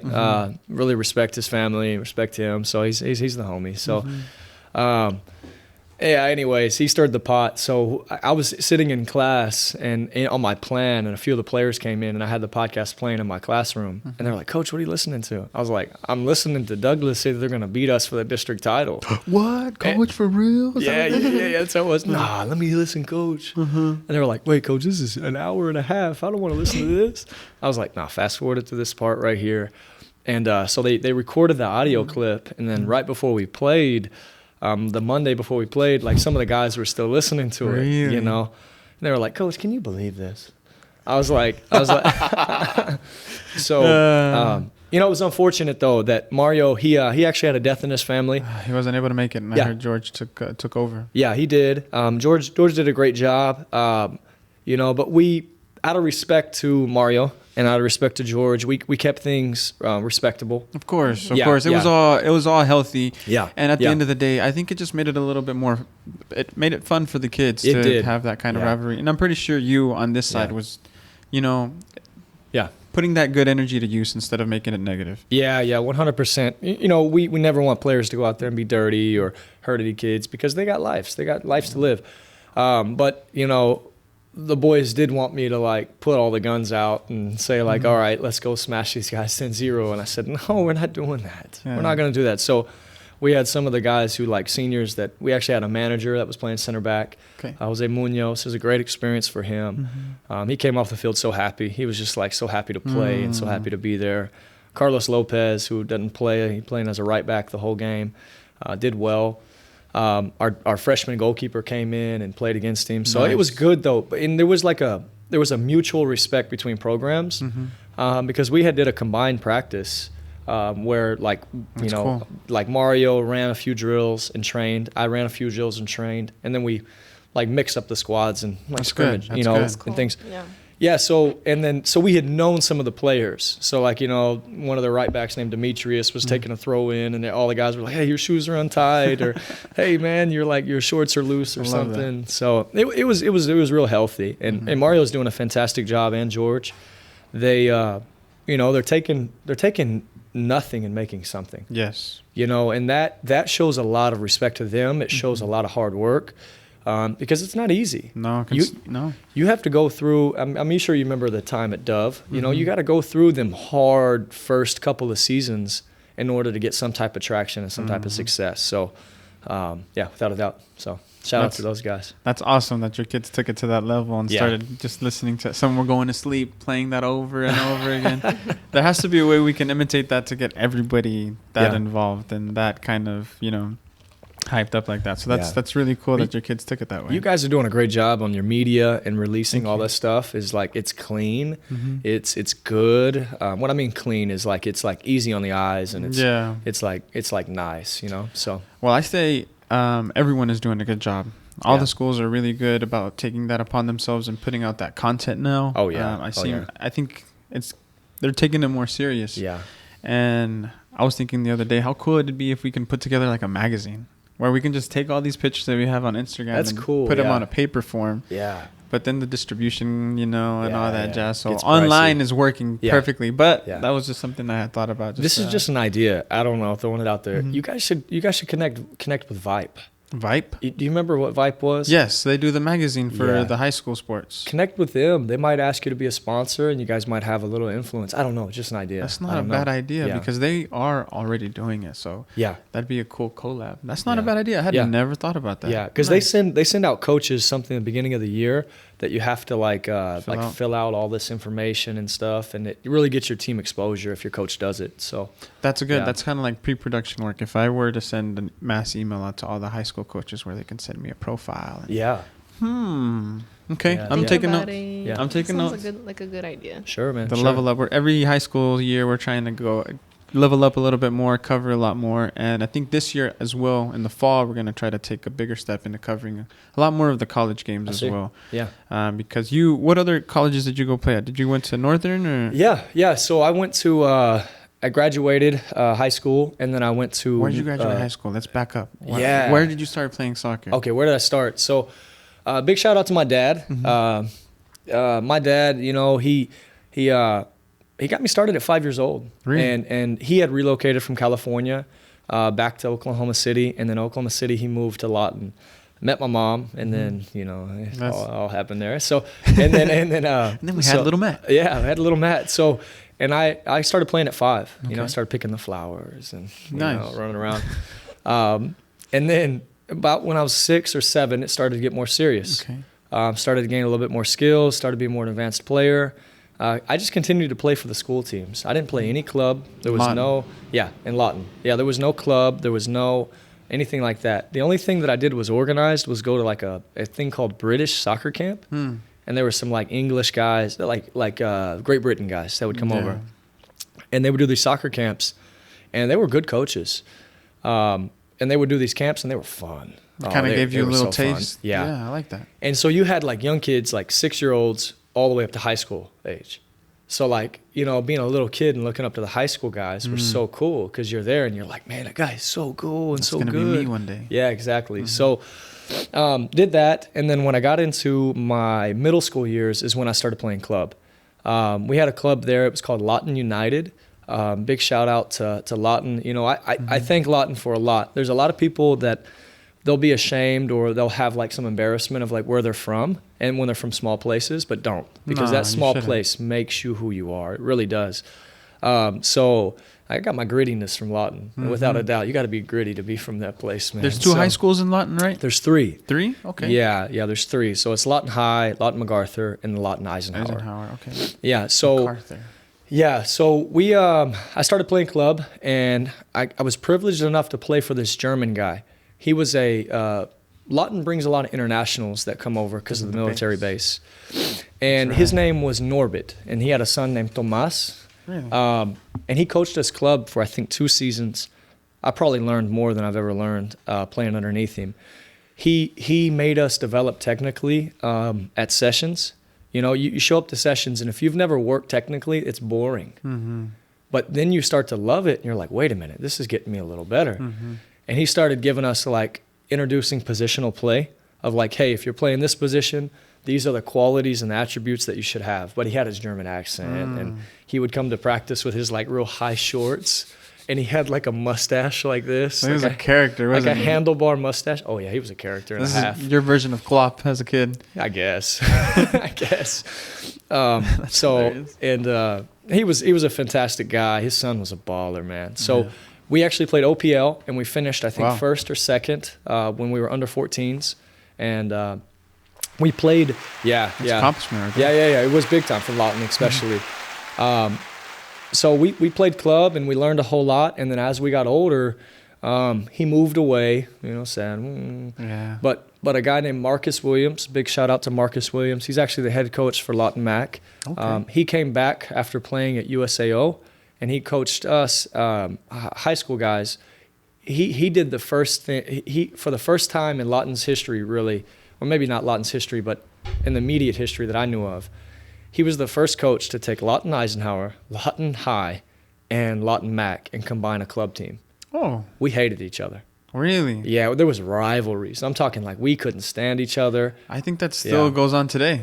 Yeah, probably it should. I mean, it's. You think so? It's Being from it's a small derby. town, it's not bad. I so. never understood why being from Yeah. a small town, considering that you guys could Yeah. all be working on being in a club together. You know? Yeah. Were you gonna say something, Nani? We played Lawton Ike on Thursday, and Yeah. then I asked one of the girls from the other team. I was like, "So we play Lawton Mac too? Is that like y'all's rivals?" They're like, "Yeah, it gets like really crazy that Yeah. day, or like it gets packed." And I was like, "Oh, really? Okay, that sounds cool." Cause like Yeah. Lawton Ike is like a light blue colored team, and Yes. then Lawton Mac, I think they're red. They're green, Oh, never mind, they're green. but the other Lawton school's red. yeah, Yeah, you got it. Yeah. Yeah. But there's just like 3 Lawton schools against each other. Like Almost Yeah. sounds. it's hyped. You know what I mean? It's like the South Side, but like over there. Yeah, and they play for the city championship and all that good stuff. It's a good rivalry. There's Nice. usually some hard tackles. There's That's usually what I'm real afraid of. physical. But no, Marcus Williams, he took us all on, and Marcus was young at that time. He was 24, 25, and he was crazy. Was he? He was nuts. He would tell us like if we didn't tackle, and he'd come and kick us. And, Oh wow. but we loved it. As Yeah, high school yeah, guys, yeah, you yeah. love that type of energy. You're like, yeah, coach is gonna break our leg. You know? We better do this because he Yeah. probably will break her leg. Yeah, and the training sessions were good. They were competitive. We went to tournaments. First exposure to some high-level play and on the club scene. So it was great. I loved it. He's actually the one that put inside my mind that I could go to college. Okay, that's Yeah. early too. Yeah, and I was a junior or sophomore, one of those. And so shout out to him. He would do things like come to practice every day, and he'd be like, "Who has applied for colleges?" and just like shout out loud, "Are you taking care of what you need to?" And all us high school guys are like, "He's talking about me." He's just talking to everybody, but he's talking. The guilty all this- ones, and Yeah, you feel it like, Yeah. he's talking to me. I can yeah, hear yeah, it. yeah. So, and we had some real talent on that team. We had like 6 guys go play college. Nice. And that's a big testament to him, to Marcus, because Yes. he had come out of Lawton, he had played at Lawton Mac, and he had taken that step to go play at USAO, and he started as a left back or something like that Nice. until he broke his leg. Right. So he played underneath Jimmy Hampton. So he kind of took on that philosophy of Jimmy Hampton. Jimmy Yeah, I've Hampton's heard a about crazy it. guy. I've heard so, about it. Yeah. Anyway, so started playing there, and then this is kind of my senior year when I finished playing. I had went on a lot of recruiting trips. I had went to McPherson. I had went to Southwestern. I had went to NOC. I had went to a few other colleges that are out there, and I didn't decide. I didn't decide at all. I was kind of like in between that place of like, man, I don't know if I want to go play. I don't know if I can do this. You were undecided. What year was this? It was my senior year. What year? 2009 or 10. Okay. Yeah, I graduated 2010, so it had to be Nice. 2009, Me too, dude. 2010. You too? Yeah. 2010? 2010. Ah, cool, I man. graduated Cool. kindergarten. Thank you, Nani. Yeah, thanks for making us feel old. Humbled. Yeah, I know. So anyways, long story short, I decided not to sign anywhere. Well, in Lawton, there's a mindset that either you get out through the military, you get out through sports, or you get out because you're just smart. Like you're just education's your thing. Well, I knew that my window was closing, and I was like, man, I got to get out of here. If not, I'm going to get stuck. And my family's crazy; they off into some crazy stuff. So I decided, I was like, you know what, I got to find a way to get out of here. So right as my senior season's ending, I meet this guy. He was one of the dads that would hang around from a player that had graduated 2 or 3 years ago. His name was Cal Cleland. Shout out to him. His son was Justin Cleland, who went to NOC and then NSU. He brought me over to his house and was like, hey, we're going to email this coach. You can go play you need to get your butt to college. And I was like, yes, sir. That's so awesome. of him. Yeah, awesome of him. So he emailed the coach, got in contact with him, and then the coach contacted me, Michael DeRoy, and he gave me a shot. So I was in like May or June before I knew I was going to college, and then boom. So if there's anybody out there that's a late bloomer, anybody listening to this, take your shot. Keep at it. All Yeah. you need is a shot. All you need is one door, and your small opportunities, you have to be humble enough to take them because Yes. they can turn out into something so much bigger. Yes. So, Not yeah. only that, but if you're someone that knows the process, Yeah. has been there, Yeah. just help someone, because a lot of people need help. And like in your That is very situation, true. you only needed one person. That's it.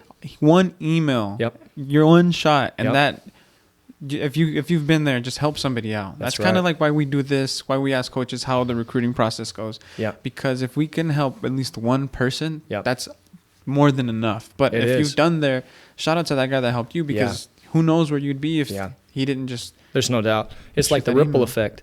I big always, time. everybody that I've had on, I always like to think like, that's the moment Yep. that if he would have went left, it would have went right. For Abel, if he didn't go to Mid-America, he would have been somewhere else. For you, if that guy didn't pull you in and say, hey, Yep. let's shoot this email, who Yep. knows where Yep. you would have been. Yeah, and then went to junior college, and it was eye-opening because everybody at junior college was good. We had internationals that were there, and JUCOs are sometimes looked down upon, but junior colleges are a place where, like, academically, if your grades weren't the best, or financially, if you can't afford the bigger institutions, you go to. And there was some complete ballers there. I played with some D1 guys that went on to D1. So I arrived, and it was go time. It was go time. I went from playing as a center mid to playing as a winger. I was quick, and the coach, like you said, you're playing as a striker for Santa Fe South, and you want to be more versatile and play like a back or something, a defender. They played me as a winger, and I loved it. I sat underneath this guy named Danny Peralta. Shout out to Danny. We called him Dr. P. Dr. P. Yeah. So, and then Danny just took me underneath his wing, mentored me. He's a little older than me, maybe 2 years older. And then I flourished. My long story short, in college, you do have decisions. But I want to step back and say this to players that are out there. Don't discredit a small opportunity that does come to you. Don't look at it and be like, oh, I'm from Oklahoma City, or I'm from Tulsa, and this is such a small place. That could be where you form your character. That could be where you grow up, a little bit mature away from home, opportunities that are there. I love what you just said. You said it was a moment like a fork in the road. You could either go left or you could go right, and you got to decide. The importance is deciding, making that decision, taking that jump, because I tell the guys all the time, work is always going to be there. Yeah. You're always going to be able to go work, but you're not always going to be able to go to college. Or let alone play for a college. So if you get just a sliver of a chance, and you're not going to want to regret it later in the future. Yeah, without doubt. And it's not easy. No, it's not. I wanted to touch on that. I Yeah. don't think a lot of people talk about the humbling portion of going during preseason, realizing going from being the best in your high school, being the best for 2 or 3 years, and then going to be not the best anymore is tough on your mental psyche. It is. And you really have to go back to the beginning and start putting your head down, because that's like make or break it. It is. You'll either get in there and realize that you don't have it, get bummed out because you're not on the field, even though you think you are. Yeah. And it takes a level of humility to be able to just swallow it and just put your head down. Yeah. Did you have to go through something like that? I did. I was competing with a guy for a starting position, and we were, every other game, boom, boom, boom, either him or I. And then, I decided, I said, you know what? I'm gonna work on my abilities. So, after sessions, or I'd get in the weight room and start to get stronger and start to do all those things, and it made a difference. So my freshman year, actually, long story short, Magdi was there with me, actually. That's where I was going to say. Yeah. Magdi comes into play because he also went to Northern. So long story on this is that we're in playoffs my senior year. Magdi's and big guy, dude. Yeah, we're up 2-0 on He was North. huge in high school, too. Yeah, he was good. He's a problem. He was a problem. We were up 2-0 on Northwest Classen, and then Northwest Classen comes back and beats us 3-2, and he scores all 3 goals. I show up first day of college, and he's right across from my room. I said, I know that forget face. This. I said, forget this, man. That's so funny. Anyways, first year, we had so much fun. Polo, or Magdi, we decided to sneak off one night from the dorms when we had curfew. We had like playoffs coming up, and this is part of my journey in making me who I am. Coach kicks us off the team. So drastic. There were 4 of us. Really? Yeah. They got kicked off. We got kicked off the team. Coach found out that we had left the dorm, this and that. Well, I texted Coach and I said, "Is there anything I can do?" The other guys, it was Polo and then 2 other international guys, a Jamaican guy and a Welsh guy. And Coach said, "Okay, I'll make a deal with you. If you work hard and you finish in the top 2 in the fitness of off season, I will, I'll sign you back." A smart guy. Yeah, right. So, man, I worked my butt off because I called my mom that same night that I was getting kicked off, and she said, "No, you can't come home. Like you can't. Don't lose this without a fight, basically." Yeah, exactly. So, you're not coming home. Yeah, I was not going home. I was not going home, man. I knew. I love my mom, I love my hometown, but I knew that there was not opportunity there. You knew your job wasn't finished. That's right. So I worked my butt off in the off season, and then if you're at NLC and you've been to NLC, their off season is crazy. Like I feel like you run like a marathon runner. Really? Oh God! Like Mondays like 2 miles, Tuesdays 3 miles, Wednesdays 2 miles, Thursdays 3 miles. You're training for cross country. And on top of that, the ball work. Yeah. The weight room. The weight room, all that's the plate workout, if you know what that is. I know Garcia does. Plate workout? What's plate workout? Oh, plate workout's no fun. You take this plate, it's 45 pounds, 25 pounds, whatever you can handle, and you do like big circles, yikes. and then you like sit there and like it's just all that stuff, and you're like, what in the world is going on? So anyways, long story short, I worked my butt off, did finish top 2 in the fitness. I became fit. I'm talking fit. I maintained that fitness all the way through summer. I came back to NLC and was named captain alongside my buddy Waylon Carroll. There you go. And that's the year I met Garcia. Garcia was such a baby at that time. He came in, was real raw, real talented. We all knew it. We were like, man, this boy can play, flat out play. So we go through our sophomore season, and then 3 of us get the opportunity to go to an open tryout at Rodger State. Wow. It was myself, South African guy, and a Trinidad guy. We went up there one day, and we owned it. I mean, dude, we owned it. I'm talking, we were running through their first team and this and that because we had chemistry. Like, we all hung out together, dude. We knew each other's movements. We knew all that. We played very, very well. Coach offered us a scholarship. We loved the facilities. We loved all that stuff. It was a no-brainer for me. I was like, I'm signing. Where's the dotted line? I'll sign right now. So we spent our junior and our senior years at Rodger State up in Claremore, Oklahoma. Shout out to Coach Larkin. Shout out to Coach Duroy for giving us a chance and getting us over that way. I loved Rodger State. It was a bigger school. There were a lot bigger players. Yes. There was a lot. We traveled a lot further. Traveled into Texas. Traveled into Kansas. We traveled all regionally around the area, and I loved it. There I grew up. It looks nice. The facility now looks nice too. Oh, it's lovely. It's good. It's nice to drive by and just be like, whoa. Yeah, no doubt. It's easy to drive by and not realize that it's there. Yeah. I didn't know that. Well, that's good. And then after you got out of Rodgers, when did you start coaching, or had you already been coaching? Well, I was doing a little bit of sessions with a guy named Justin Phillips, who 3 or 4 years ago he won state with Verdigris. Okay. I would come help out every now and then, but one thing about Justin is internationals will tell you this, that it's a struggle here, like just having income and stuff like that. He would look out for internationals, and I always hung out with the internationals, so I would just tag along. And they would do like private lessons and sessions with Justin, and he would pay them on the side just to keep them some money in their pocket. That's good. I would do that. And then, like I said earlier, I did the camps. I took a year off and then did the camps, and then got into high school coaching right away from Nathan Hill. Nathan Hill. Yeah. Now that's bringing it full circle there. Yeah, full circle, man. Yeah, without a doubt. So at what point? I mean, then you must have already known that coaching was just going to be your thing. Yeah, it definitely was. When I was in college, I did study to be a coach. I studied sports management with a focus in exercise science, and so I loved it. I knew that I wanted to be a coach one day. I played at Rodger State. I kind of shifted into the midfield, and I played as a deeper player. One of the things Pep Guardiola said, he says a lot, is that center defensive mids make for good coaches, usually. Because they understand the parts and the pieces that are around them, and I took on that mindset as well. It's like I love to coach. I love getting to see how people tick and seeing how to organize pieces around other pieces. Them. Yeah, I love that, man. So, And I love the aspect of coaching is like you have no control as a coach during a game. You can affect things, but you have no control. Your players have full control, and you got to be okay with that.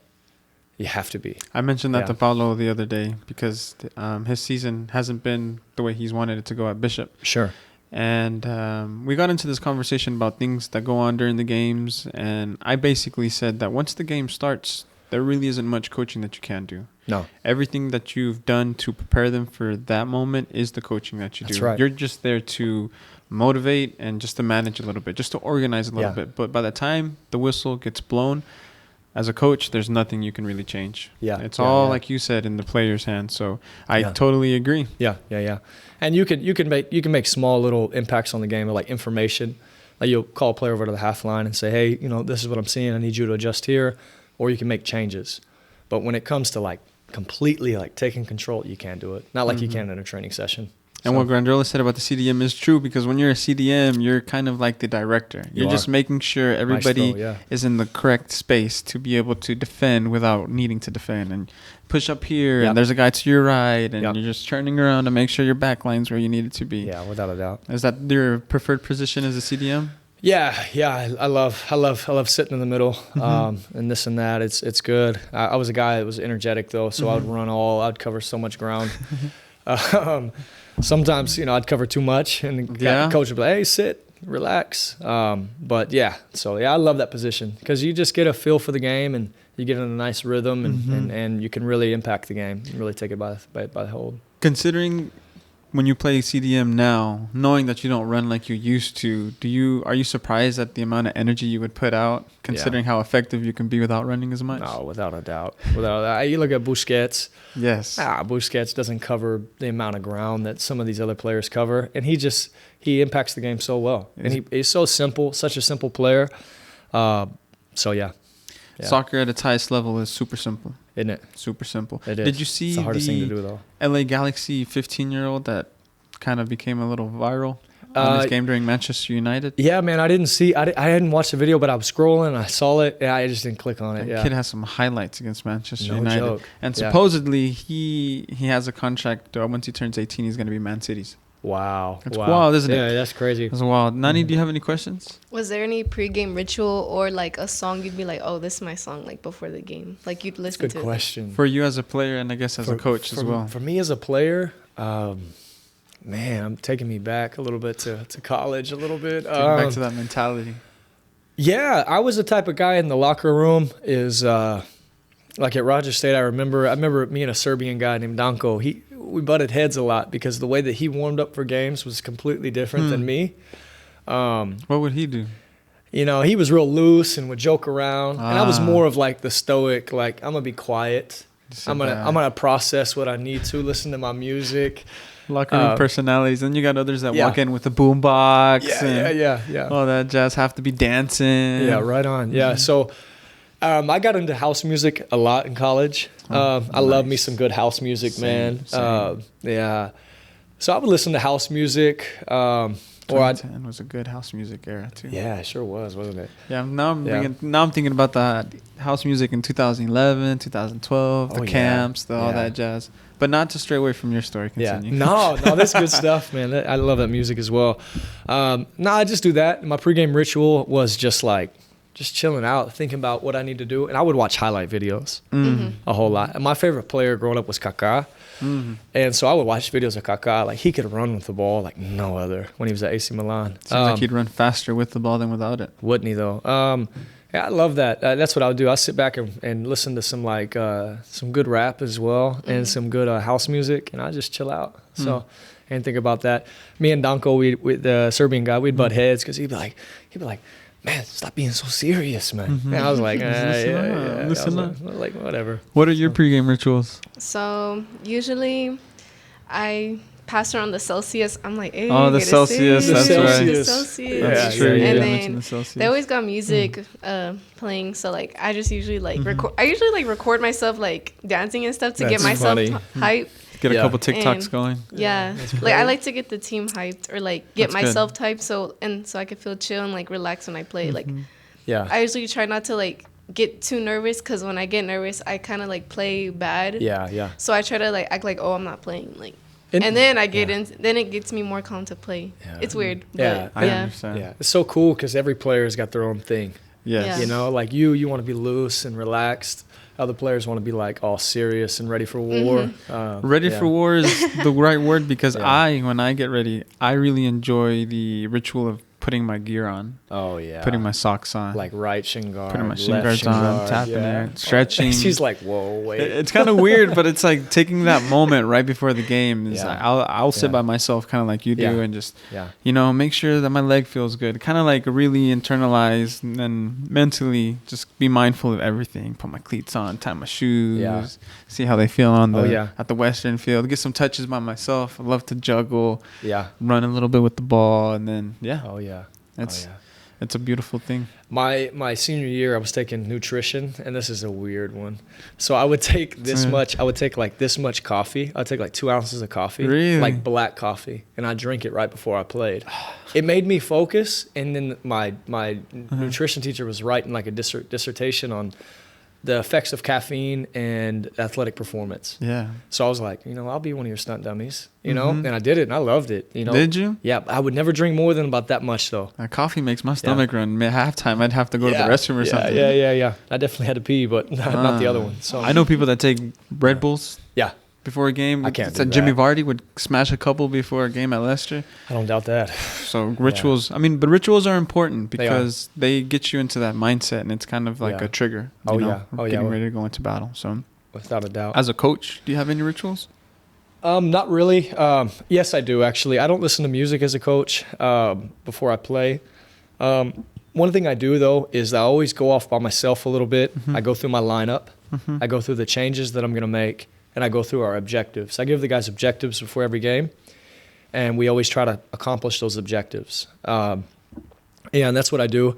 And then I think through the changes that I'm going to make in the game. Like, to me, it's a big puzzle. So, like, if this guy doesn't perform, where can I move that piece in order to change him and still get the same, chances, still create them chances in front of the goal. So, yeah, that's what I do as a coach. So It's funny you say that because it reminds me of the human body. If one piece isn't working, it's kind of like when your left knee hurts, you're more likely to hurt your right knee because it overcompensates. So if one player isn't playing to the ability that he has to, whether it's the right mid, then the right back is having to do a little bit more extra work. And like you said, you're just trying to figure out the best pieces. Yeah, So I'm going to steal that, yeah. Oh, okay. Yeah. I just came up with that one on the fly. Yeah. But it reminded me, because my short coaching tenure, when I was coaching in elementary school, I was coaching here at Heronville.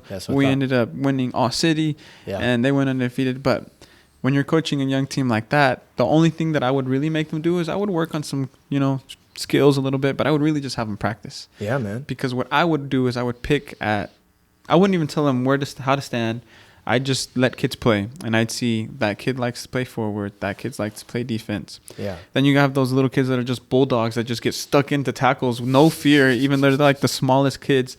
And when I would see that, I'd be like, oh, okay, that guy's going to be a great CDM. Right. That guy's going to be a good forward. And then it was just figuring out the best pieces. So I had 2 or 3 really great skilled players. Yeah. And now I'm just going to go into how deep I thought about elementary school soccer. But I would put my best players on the wings because I knew that when they got the ball, they can just run it down the line and nobody was going to take it from them. And they had enough skill to be able to put a good ball in the field. I had a right foot. I had 2 left-footed players. But that was basically it. Yeah. Good center mid. If anybody has the ball, play it to the wings. And once you have it in the wings, dump it in. And then at elementary school level, once the ball goes in the air, anything can happen. Keeper could miss it. They can rebound off of somebody, and more than likely, we're good to get chances. But that's basically how I would break it down. Yeah, that's cool. I never thought about putting your best players on the wings like that. That's because at that young age, if you have one that can touch and dribble, get the ball to the wings, guys. Yeah. That's basically it. Anybody get it? Just give it to Damien and give it to this other kid over here, and just let them do their thing. And that allowed my best players to stick to what they do best and what they like to do. So, elementary school and just breaking it down, like you had said. Yeah. Figuring out the right pieces. Well, 1 hour and 30 minutes. It's 9:30. Yeah. You have a game to go to. We could keep going 10 minutes. 10 minutes. 10 more minutes? Yeah, I got all 10. right, 10 more minutes. Do you have any questions? We'll turn the mic over to the host. No, I don't have any questions right off bat. What I do, actually I do it for Futbol Factory. What when did you guys first start, and how did it come about? When did we first start? This has to be the summer after I coached the elementary school team. What year? It was like 4 years ago. It was 4 years ago. So in 2002, 2018, I see. a year before the COVID year hit. And I had my elementary school team, and I wanted to keep them busy over the summer with the intention of picking them back up again in the fall. Right. So keeping them busy. Javier and Joe at that time were working at ISA and had a couple kids as a house team. Yeah. So we had a bunch of players that we just wanted to just do something with. Along with that, we wanted to start a program over the summer for high school kids. Yeah. Because if they wanted to go play college, it'd be good to keep them fit over the summer. Right. So that was the plan. Open trainings, Sunrise Soccer was the first kind of program that we kicked it off that really got Football Factory out there. So Sunrise Soccer, and that's basically what it was, open trainings, along with the media pages that we would use to boost all the high schools. Yeah. So it was just, the plan is boost soccer, boost the culture. Yeah. Let's just become just like a booster, That's raise cool. the culture. Along with the Sunrise Soccer that was successful. And then high school season came about, and posting about that became its own thing. And that's basically how we started. And now the goal is just to get better at what we're doing now. Right. So it turned into a whole media thing with people sending us pictures and highlights. And now with the podcast, that adds an extra wrinkle as well. So now we're able to share your story. Yeah. Rangers' story, Santa Fe South's story, Yeah. Cricket Oak's story, the girls' team's story, the coaches' stories. Yeah. It's adding an interesting wrinkle to this all that I think kind of ties everybody together. You know what I'm saying? Yeah. Because there's a lot of clubs and it's super competitive, and that's great too. But I feel like at times it kind of turns a little unhealthy. And to be able to have you that's from true. Rangers come on, and to be able to have someone else from the OKC, Sporting OKC on, and just to be able to hear other coaches talk positively about everybody and their experience, I feel like kind of is turning us into like a tighter knit community. Right on. Because we here in Oklahoma City are a very small soccer community. Yep. Everybody knows everybody. Mm-hmm. And there's no reason why we can't help each other out. Yep. You know, because all the people that coach club eventually are coaching high school, and it's just one big network of communities that it is, yeah. That I feel like we're kind of helping push the right way with this too. Gotcha. So what we're doing, man, we're doing a lot of things, but the end goal is really just to boost the culture, whether it be for players, coaches, parents, and everything in between. Yeah. I know the players love what you guys are doing. They really do. They, Nice. I mean, they're always talking like, "Hey, Football Factory's here." You know, Really? They said that about the middle school game at Cricket Oak. They're like, "Hey, man, Football Factory's over there." Really? So, They said that? They said that. And we don't have anybody there. We're just really good about having someone send us pictures, but Right. I guess we do have our eyes everywhere. Yeah. So And then you guys, like, I think Joe coaches at Crossings, and Yes, they're in he our does. district. And when he posted something, you know, they're like, "Football Factory's here." where are they? That's so cool, man. 'cause- But like one thing I love what you guys are doing, because one, you're on the south side, you're Latino, like older guys giving back to the community, and you look like the community, Yeah. and the community like warmly accepts you, and they you guys are like putting that culture forward, which is cool. Another thing you guys are doing I really like is your pacing. Your pacing is good. Like Pacing? Like what I mean by pacing is like you did your sunrise soccer In the summer. and then you did like your high school exposure, and then you like morphed into like your Football Factory podcast, like Must Football podcast. There's just like a nice little pacing. It's not too much, but it's just like nice. We're So, figuring it out, and that comes with being able to see what's been going on. Because I feel like the first year, two, even the third year, it's been kind of just like absorbing everything. How is everything working? Right. So now we have a schedule, like you said. Yeah. The spring is for high school season. Yep. The summer's for Sunrise. Right. The fall is for college. Right. And then it starts all over again. Right on, man. Yeah. And then we always look back, like, how can we do better? I wish I could make it to more high school games. Right. That would be the cream of the crop, getting able to go to maybe 1 or 2 games a week and taking the interviews mobile. Yeah. Being that able would be to really cool, like right? interviewing them after their game. Yeah. Have a Coaches too. stand. Yeah. If we just need to watch how SportsCenter does it and just do it over again.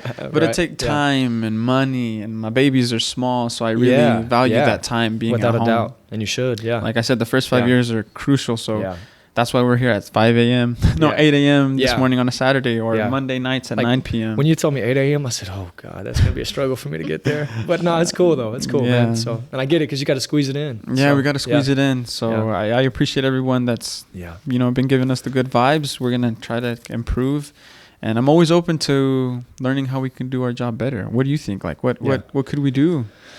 I mean, I think you guys are doing a fantastic job. I think you guys are fighting the battle every grown man's fighting, and that's time. Yeah. Time, you can't get it back. You can't do anything like that. So you guys are doing great. Just keep up the good work. And I think you guys are pushing forward the culture. I think Oklahoma City soccer community is small, but I feel like you guys are – it's small, but it's not, because you guys are connecting Tulsa, Oklahoma City. You're connecting these small towns, and I feel like that's making the web thicker. Yes. Between the soccer community, and I just appreciate it as a coach to watch it, because these, like, we grew up. You graduated 2010. I graduated 2010. These soccer players that are growing up, these footballers, they're reaping the rewards of what you guys are doing. So, and they really are. Like, their highlights are getting out there. Their exposure is getting out there. Like, we didn't have all that. No, now it's so easy to get a hold of a college. Oh, yeah. To Without a DM doubt. a coach. Yeah.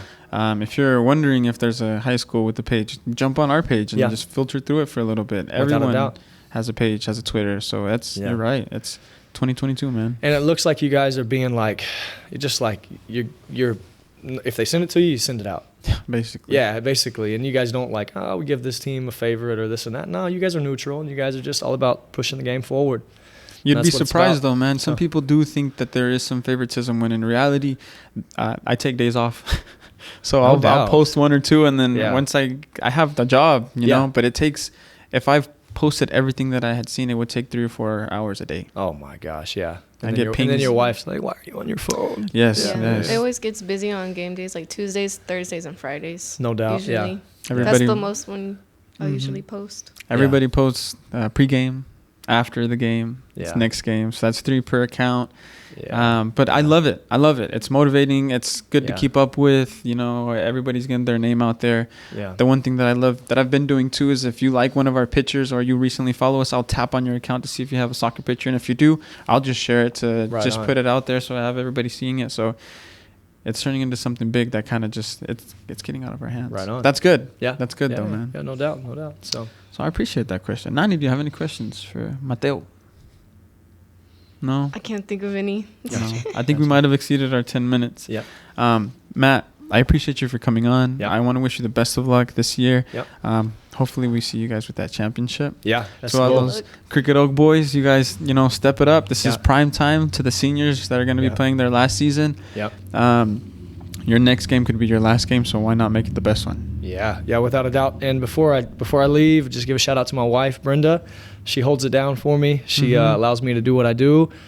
She's going after her goals and dreams of being a lawyer. So really? She's a lawyer, and I'm doing full-time job, 2 jobs, and so life is crazy, but it's crazy good.